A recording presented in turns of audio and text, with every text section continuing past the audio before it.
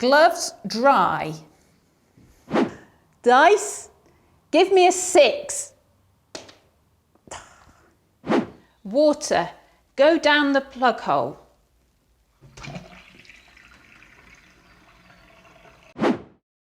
Butter, melt.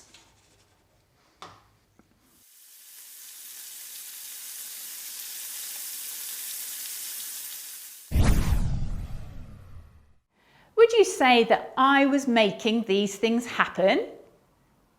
No, I'm not in control of them, am I? I might put my gloves on the radiator, but I'm not actually making them dry. I can make some decisions, but I'm not in charge of making them happen. But I like thinking that I'm in control of situations.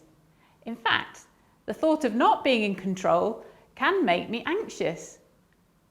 One of the things that coronavirus has reminded me of is how little control I actually have over most things.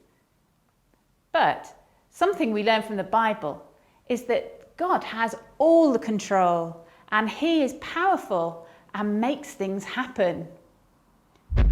King Herod thought he was in control during the days of the early church. What he said went, and so he must be in control, right?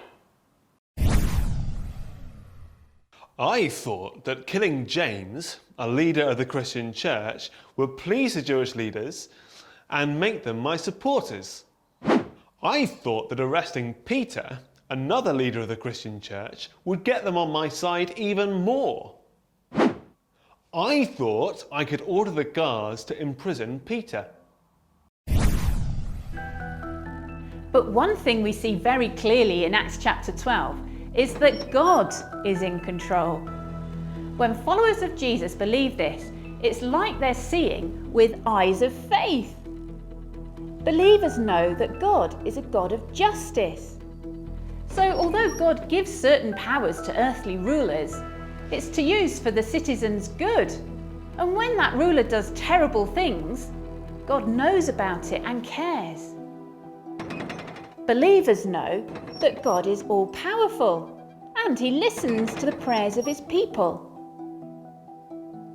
So God isn't tied up by chains and Roman guards and locked gates.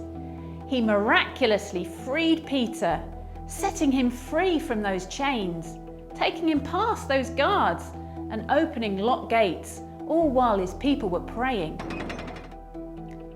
Believers know that God is King, and He won't have His glory given to another.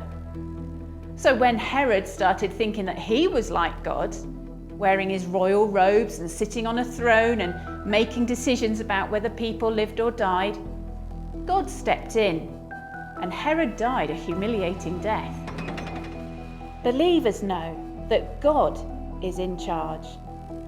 Not Herod, not me, not you.